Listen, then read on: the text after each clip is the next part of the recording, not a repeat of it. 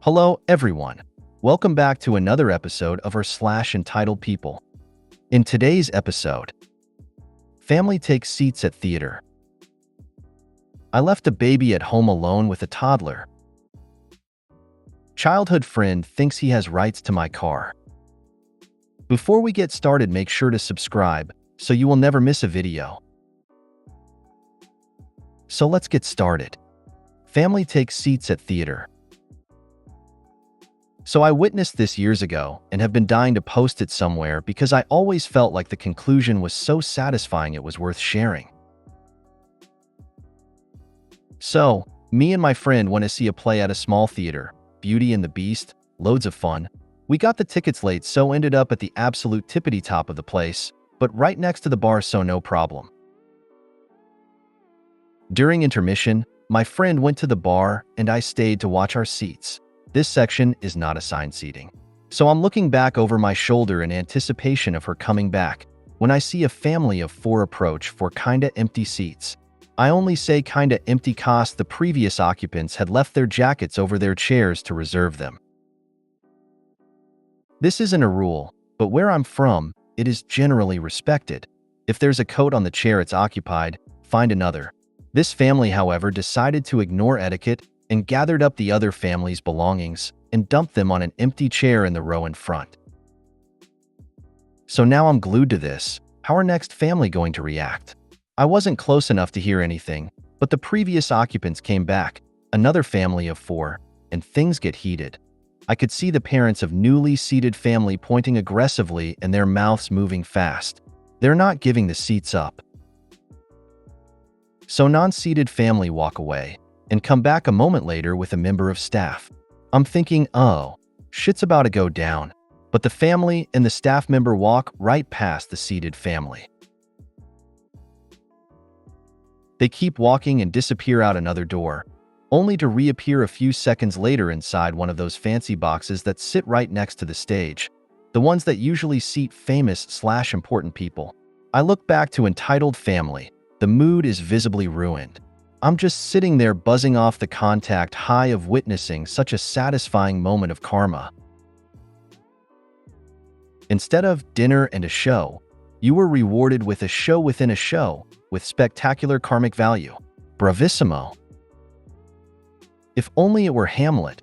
Shows all the way down. I work in a theater. We have a late seating policy that brings people in about 15 minutes into the performance. Traffic/public transport delays happen, you know? A lot of people, when they see empty seats, try to move into them just before the show starts, or as the opening number swells. I go to these people and tell them to get back to the seats that they paid for. Some people really try it on by coming from several rows back, and most grumble and comply. Some, of course, are stubborn and entitled. So I always politely explain that these seats may have been sold already, and if during our late seating time the rightful owners come, they must move back to their original seats. Admittedly, sometimes nothing happens, and that's annoying. But it's always so satisfying when it does in fact happen, and I arrive back at the seats with the rightful owners, and the seat thieves have to do the walk of shame in the middle of the performance. Here's the thing. If people ask nicely and wait until the intermission, then we do our best to be accommodating. But be entitled? No. In fact, I think those seats just became permanently unavailable.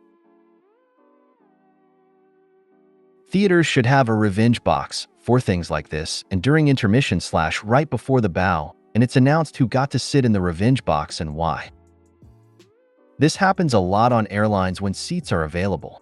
The AH in a confrontation is left in their seat, and the victim gets moved to a better seat, or, if the aggressor has been rude to the FA, a better section. I left a baby at home alone with a toddler. Had a pretty decent summer job in high school/university. All the next year's school books and stationery would come in via pallets. The summer workforce would shelve them, sort them into individual orders, and send them out to satellite offices and schools. You could also pick up your order from the front office if that was easier, and this was a pretty chill job, except for the week before the first term started, when it became increasingly busy for every last-minute parent trying to pick up orders at the same time. Generally, if you went into a public-facing area, you try and blend in to avoid impatient people waiting in line. I made the mistake of wearing the fluoro vest with the company logo while restocking shelves out the front, so couldn't have stood out more when I heard the dreaded entitled person snarl of "excuse me." Me, all of 18, politely turned and tried to put on a face of curious helpfulness. I left a baby at home alone with a toddler. Oop. That's probably not a good idea. Well, I didn't expect to be kept waiting so long. Still, I'd go home right away and make sure they're okay. Well, go get my order now. Oh, sorry, but I'm a warehouse worker. All the orders are at the front of the line where there is a whole team of people grabbing them as quickly as possible. I want you to tell your manager what's going on now. Right away. Leaving the shouty person was my genuine pleasure, and as instructed went right to my manager. There's an angry customer who left a baby at home alone with a toddler. Manager, that's probably not a good idea. Yeah, that's what I said. What do you want me to do? Manager, get back to work and try not to go out there again. I hope you called the police on her. Probably a good idea, but no.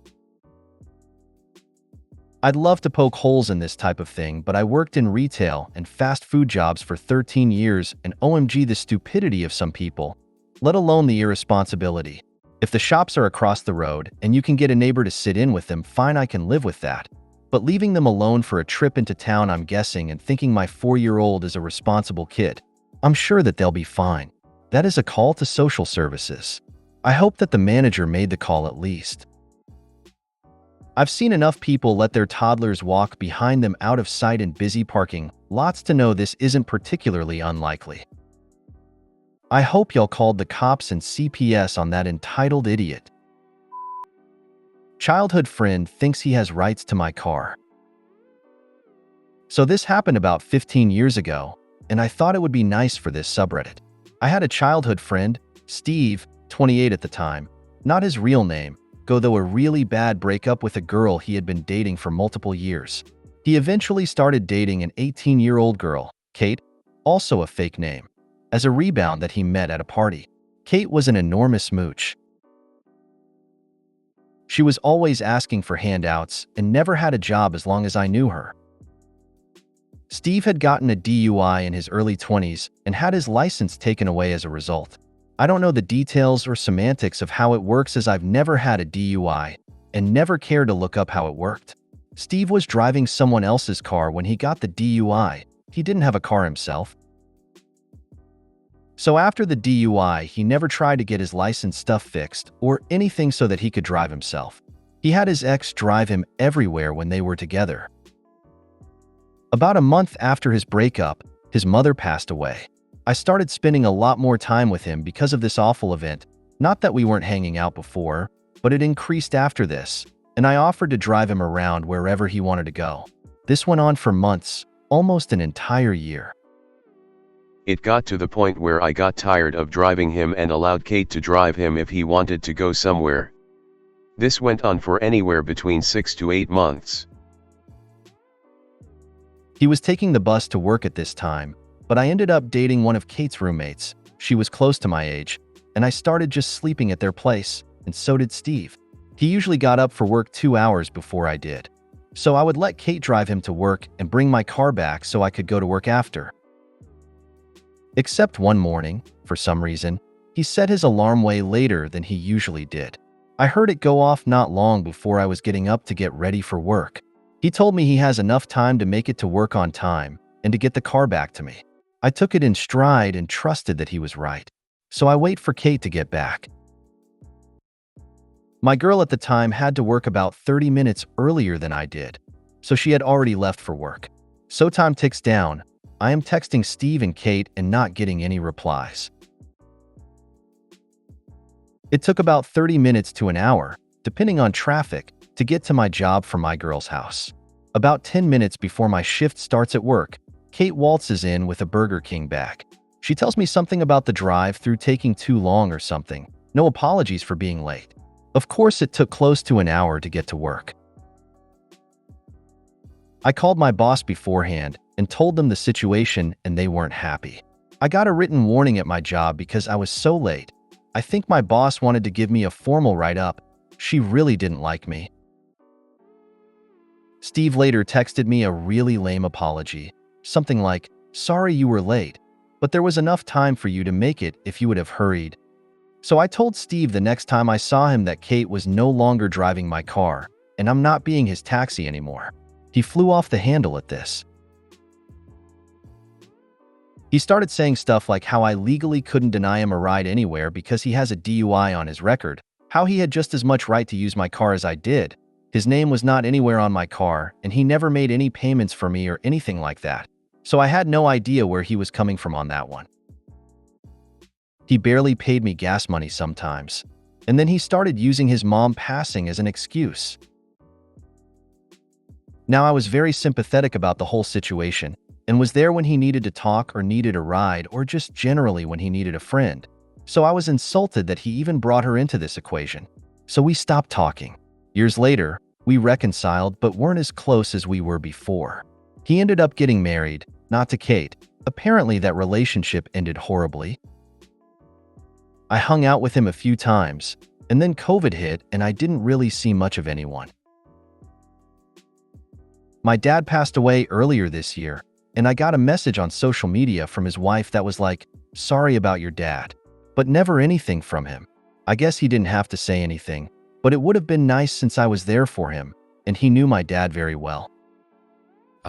He had no rights to your car. He was so inconsiderate. This guy's a user. Not sure in what world he's entitled to your car. His life choices led him to getting a DUI.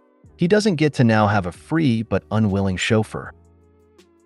Maybe he thought squatters' right also applies to vehicles. He started saying stuff like how I legally couldn't deny him a ride anywhere because he has a DUI on his record. Funny how people become legal experts all of a sudden. If you made it to the end of the video, thanks for watching. Don't forget to like, subscribe, and share, and we will see you in the next video.